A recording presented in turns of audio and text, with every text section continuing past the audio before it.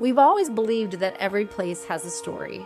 But some places don't just tell it, they hold on to it. Welcome to the Haunted Mirror Society, Where we travel to places history remembers. and we uncover what it might not have let go of. I'm Missy, And I'm Addie, we're twin sisters. who've always chased stories And now we travel to experience them together. from historic hotels. To hidden corners. We step into the places where memories linger. And something else might too.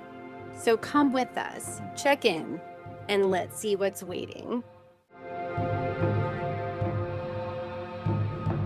Entry 1. The Dunhill, Charlotte, North Carolina.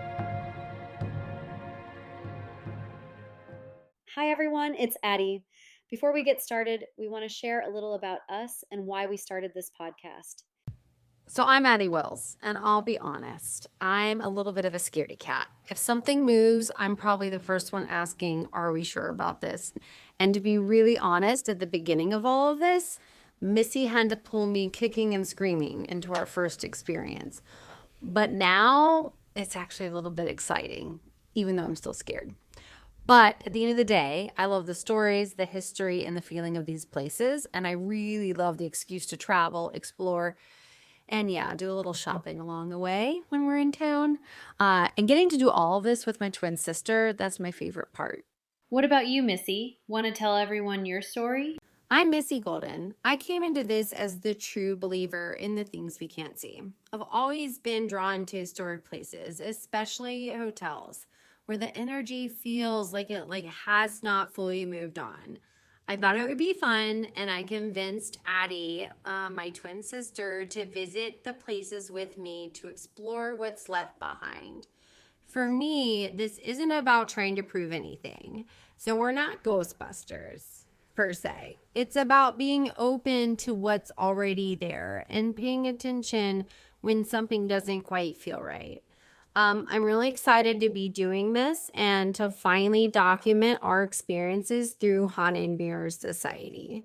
So, Missy, why don't we tell everyone a little bit about how we got here and what we're trying to do? Yeah, it's a good idea. Perfect. So I think it really started with a transition. We began taking sister trips to haunted hotels, which we talked about in the bios. And it was really just the two of us exploring places filled with history and maybe a little bit something more that you had researched so you could make sure that it had something more. Yeah, and so our first trip where we did this, we went to the Marshall House, but we didn't, I think we were too scared of that. Oh, we are way too scared. I don't have a lot of energy, and I was actually too scared to even begin to think of what we would do with it. I think I was actually just surviving. Yeah, same. But then while we were staying at the Dunhill Hotel in Charlotte, we actually started talking about something that we both always wanted to do, start a podcast. And in that moment, it just clicked. This felt like our thing. Missy and Addie out here just experiencing things together. And it was a bonding moment too. So why not document it in a podcast? Well, exactly. And you've always loved, Missy, you've always loved the haunted sides of places. Yeah, and Addie loves, you love the history. So together we get to experience both, every side of it. Right. And I guess we also figured that there was probably a lot of other people out there who might love it too. Yeah, and it gave us a way to spend even more time together, debriefing our adventures and recording this podcast. And it's been so fun to actually talk through what we've experienced. Oh, yeah, and sharing the stories behind these incredible, beautiful places that we're able to go and share it with you guys out there listening. And more than anything, we're best friends, so I really cherish these visits and trips we get to take together.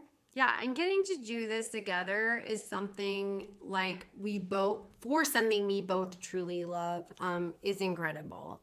And absolutely. So, if you want to experience with us, we're so glad you're here. So let's go. So I've been thinking, because I love the history and you love the other, right? Call it.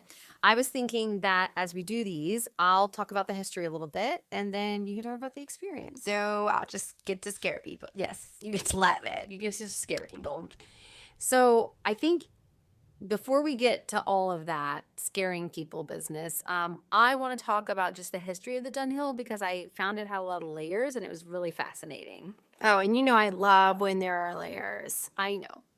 I think what's crazy about this actually is that for as many times, I mean, we're from Charlotte originally, well, outside of Charlotte in the country, but either way, we've been to Charlotte so many times and we didn't even know this place existed right until you had done your research. So for it to be so close to home and then walk into something like this, it felt like I was transported. And it was just a little bit bougie. So It was a bougie hotel. it was super cozy. Like if I didn't know that it was haunted, and you'll talk a little bit about the guy that dropped us off to our room, I would have just thought this is a super cute hotel. Yeah, but also like my vibe, like the sense I got from when we were looking, like it's also a little suspicious. You know, like how did we miss this? Right, exactly.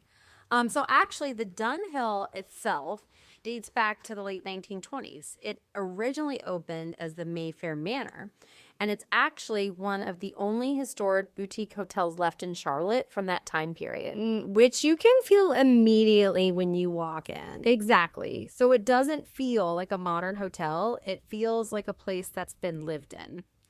And when you think about the time it was built, so like late 1920s, early 1930s, you had people coming through a really uncertain time. So this was during the Great Depression. So people weren't just passing through, like they were staying. Right. If they were lucky, right? Because if we think about the Great Depression, many people were even lucky enough to have a roof over their head. So true. So these folks were long-term residents, travelers, workers,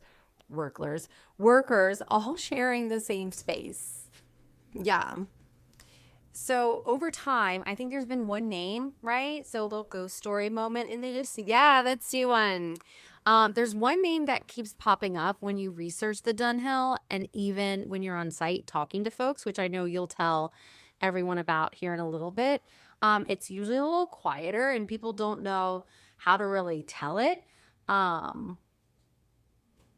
Yeah, so like I already love this. Like let's get into it. Right, so his name is Dusty. Who is Dusty? Well, no one really knows who he was, actually. And I think that's the weird part. Like, I've had some ghost stories actually have like an origin, and Dusty feels, at first, he kind of feels like lore, but then he isn't. At least from what I was able to learn and research, some people believe he was a long-term resident in the 1930s, like maybe a businessman who fell on hard times.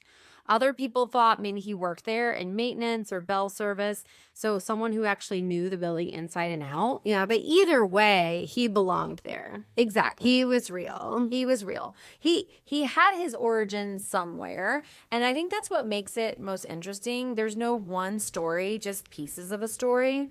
But what most people do agree on is the feeling. Of not being alone. Right. Which is the feeling that I hate, actually, the most. Yeah, about these, which I love the most. And especially when it's late at night and everything quiets down, what people have reported is hearing soft footsteps, but when no one else is there, like seeing a shadow or just feeling watched, not in a threatening way, or having small things happen in the room, like something move, like almost like a prankster type energy. Yeah, or just like someone's just sitting there noticing you. Right. You know? Right. And then there's the elevator. Ooh, the elevator. I know. And we'll get into a lot more later. Because you didn't love the elevator. Didn't love the elevator. Missy will share all about that. Yeah.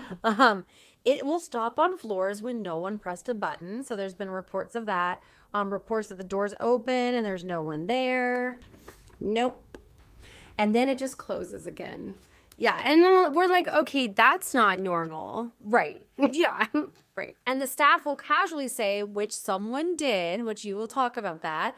That's just Dusty making his rounds. Yeah, so like naturally, sorry, I'm like skipping ahead. No, that's okay. Like naturally, when you were figuring out. Yeah, and like a lot of the feedback that I saw on the internet and talking to the hotel was like room 906. So when I booked us at the Dunhill, they were gracious enough to heed my request for a spooky night, and they gave us room 906. But what was so funny about that actually is, hadn't you like called twice? I did. It was a little bit. It's like I think, and we'll get into that. They didn't actually want to acknowledge that. Correct.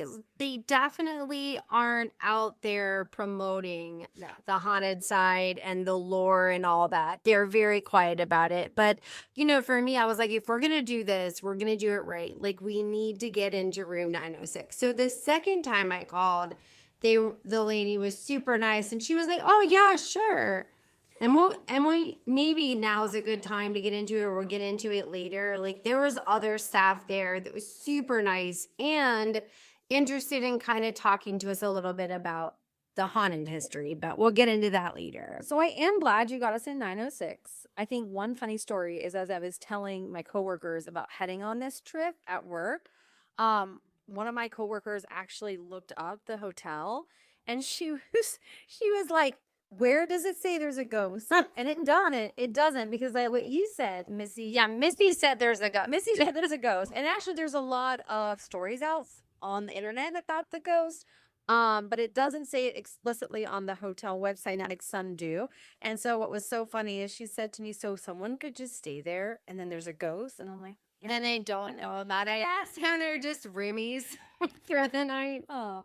Yeah, so what's really interesting is, even if you're not immediately jumping to this is haunted, there's something about knowing all of this and then actually being there that changes how at least we experience. Oh, for sure. And you're just paying attention more to everything around you and how it fits into kind of like what you know about the history, right? So framing your perspective. Yeah. And so maybe what we'll do next is you can just kind of take us through, and we'll talk a little bit about, like, as we walked into the Dunhill, knowing all this, right, that we just talked about with the history. Now we get to the exciting and somewhat scary part, where we actually dig into like what happened for us while we were there. Oh, yeah. And like we're stepping into something, like we were so aware walking in, but definitely as soon as we got into the hotel and especially the room, we were both like, oh, yeah, like we're walking into something that might still be like active, for lack of better word. Absolutely. Okay. All right. So I figure we can kind of get into the experiences we had at the Dunhill. Let's do it. Okay. And I had research. In my research, I try to get a sense of like, do I feel like the stories on the internet are true? I know a lot of people can put things out there, and it might not necessarily mean that there's an energy there.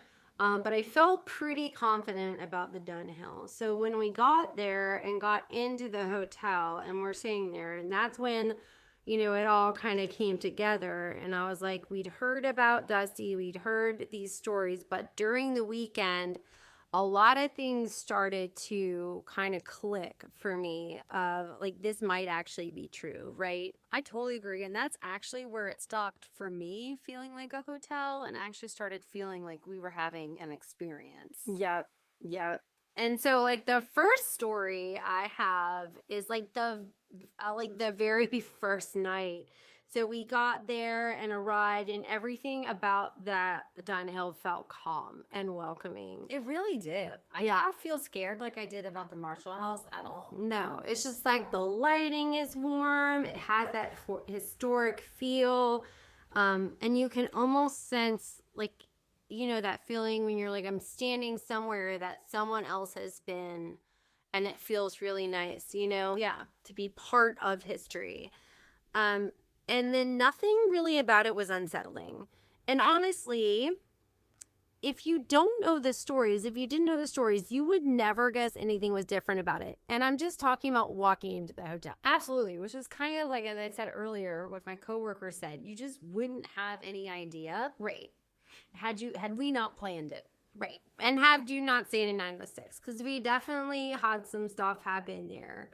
But they might not, people might not have noticed. Right. So the bellhop helped us bring up our luggage, and we were just chatting. I think it was pretty easy, calm completely normal. But then when we got to the room, he kind of shifted. Definitely did not want to go in the room. No, he stood literally right outside the door with all of her bags on the And we were like, it was so awkward, and it was definitely intentional. So we're like in the room thinking this guy's behind us, and he's definitely not. And so turning around, he then looks at us and he's like, you guys know that you're staying in a haunted room, right? And I remember looking at him, he did. And I looked at you and I was like, I did not expect that to happen so quickly, but I was like, here we go. Here we go. And we didn't really know what the atmosphere of the room would hold. It ended up being very welcoming, but we weren't sure.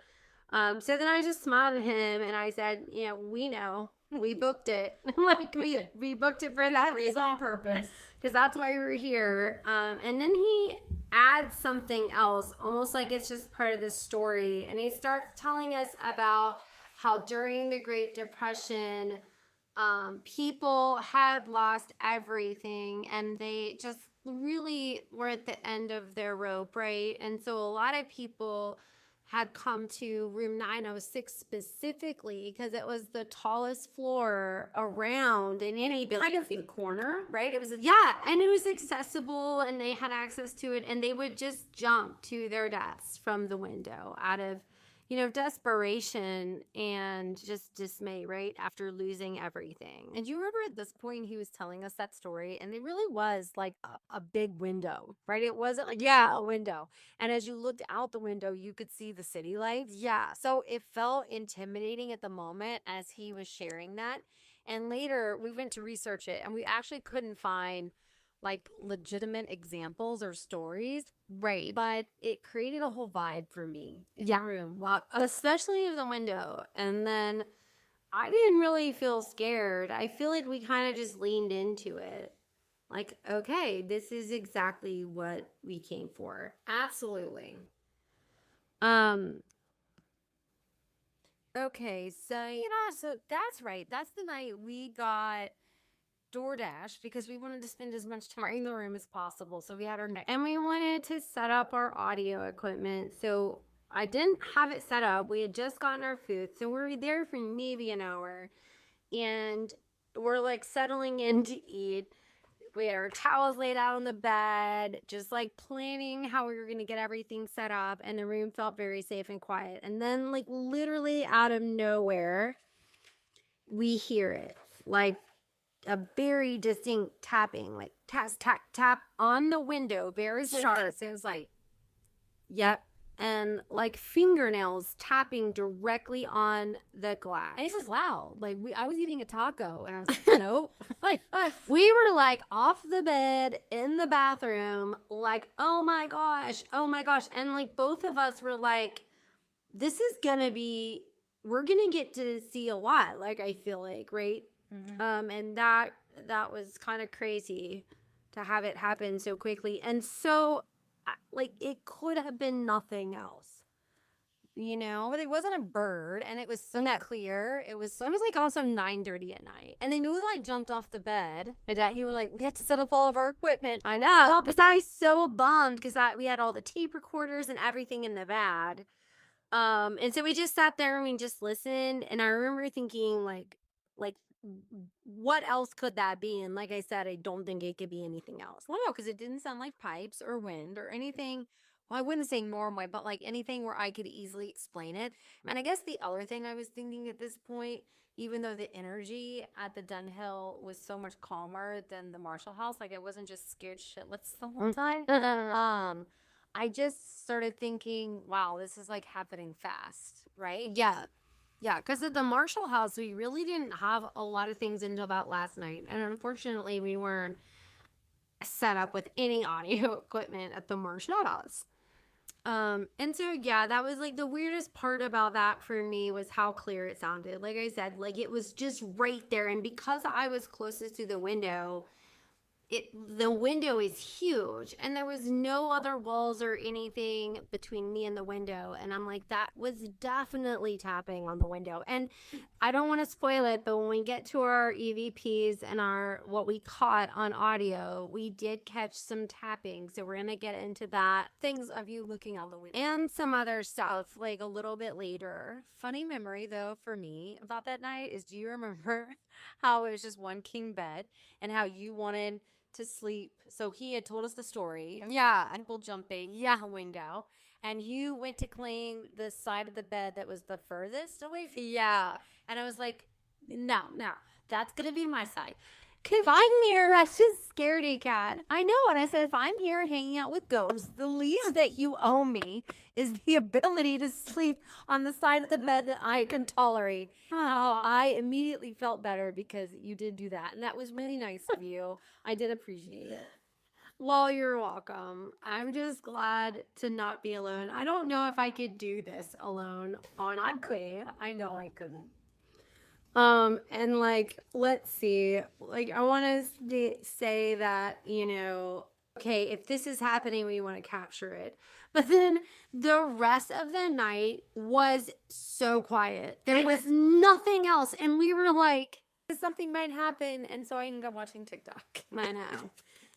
So the rest of the night, it was very quiet. So the second day, the same sound, the same tapping, and the same exact feeling. So that was on day 2. And that's actually for me when it stopped feeling random. Like like a pattern at that point. Yeah. Because like once something happens twice exactly the same, in the same way, you start to say, okay, like this might not be random. This might be actually what it appears to be, is that somehow something or someone is tapping us, literally tapping on the window. So like you start to believe that is what it is. And so the next story, this one was interesting because you did set up why we got this story. Yeah, and I'm like, I think this one came before the elevator story. The elevator story is later. But we went into the elevator and we were going downstairs and a housekeeper had come in. It stopped. Like I think we were both freaked out over something, but like the housekeeper gets in on the 6th floor. And then she gets out on the 47th, like something like that. Like she gets on and then goes up or down, whatever way, because I can't really remember. But something told me, like this is the first time I've ever done this, but something told me that like she was probably a good person to talk to about the history, like her experiences. Because you literally jumped off the. I did. I just walked out like, Missy, where are you going? And I was like, well, I guess I just left you. You left me. I jumped right. Yeah. And so like we're standing in the hall, and she's got her stuff, and she's like, I just asked her and said, like, just. Hey, have you ever experienced anything like in the hotel? Like we heard it's haunted. And the hotel, I think we learned across the whole weekend that the hotel really, like what we had already kind of assumed, they don't promote the haunting side. Right. So it's not something that they like lean into. Right. But it actually kind of made it nice for me. Yeah. But the staff, like, she said that when she's walking in the halls, there's like knocking on doors. She has to knock on doors as housekeeping and see if anyone's in the room, right? And then usually if she hears voices in the room, she will go in. Like, now if there's no sign, knock again and then go in. If there's no don't disturb sign, she'll knock again and then go in.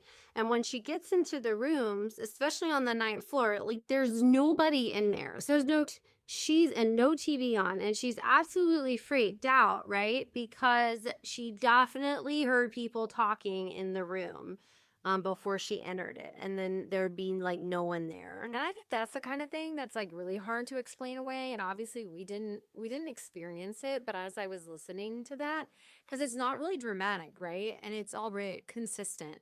And it's kind of that everyday occurrence that when you then go in, you're like, that can't be explained. Correct. And like, there is no other explanation. No. And then she told us about a guest, someone who stays there often, and he told her a story where he had just laid down to rest, like for just a minute, and then he hears the bathtub turn on, like in the room. So he gets up and walks into the bathroom, and the water is running. And that would scare. I listen. He left. He said he left and like was like, oh, I mean, I guess eventually he went back in, but, and she told a story that I want to tell before the elevator went because I just thought about it, like where she was trying to take trash, out, right? And part of her duties are trash and the other part's like laundry. That like sometimes they'll take the laundry to the basement.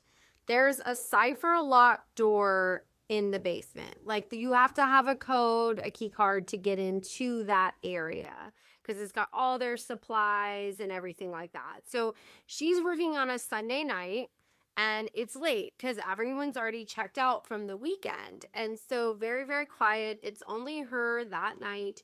And a couple other people in the hotel working.